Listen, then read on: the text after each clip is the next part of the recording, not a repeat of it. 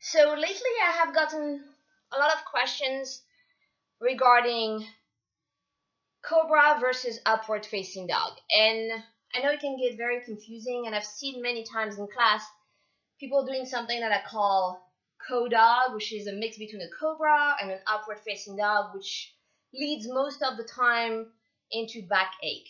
So I'm going to break it down for you so you can understand the difference between both, and so that you can practice at home. And then on my next video, I'll put it together within the sun salutation so you can see where it fits in. Okay?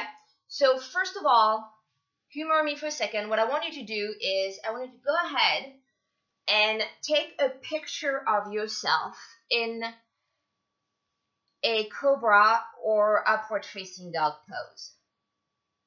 So just and do the picture sideways if you can. Okay. Once you've done that, I want you to look at the picture without judgment, just kind of like looking at it and just notice where you're at. And then I'm going to describe things to you, and then you can just kind of like compare to see where potentially you can improve within the pose. And it's not because you're doing it wrong or you're not perfect. That has nothing to do with this. It's like potentially you could hurt yourself, especially low back injury, if you keep flowing and not flowing properly. So here we have it. Okay. So we're gonna start. First of all, you have to know where you're at with your shoulder strength. There's no shame in feeling like your shoulders are not strong enough to completely being able to flow properly. So we're gonna start with an assisted cobra and an assisted upward facing dog, and then we'll move into the full drawn out cobra and upward facing dog. So the first assisted one is you're gonna go into a plank but with your knees down.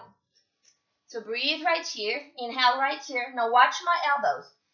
As you exhale, you're going to keep your elbows inside and lower all the way down flat to your belly. Keep your hands where they are, feet flat, pelvis into your mat, and inhale and just lift your heart slightly up. As you can tell, my shoulders are away from my ears, not up here, not up here, and my pelvis is down and my chest is lifting up and back. Now once you have attained that position, if you want to lift, and then reach back, you can. But don't reach your neck back unless you have lifted from your chest first. So take a few breaths right here into that cobra pose. Come all the way down. Come back to your hands and knees to come into a neutral back. Now I'm going to show you upward facing dog, but with knees down.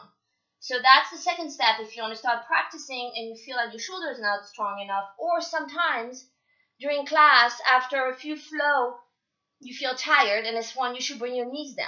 So you should always listen to your body. So again, wrist below shoulders, knees down.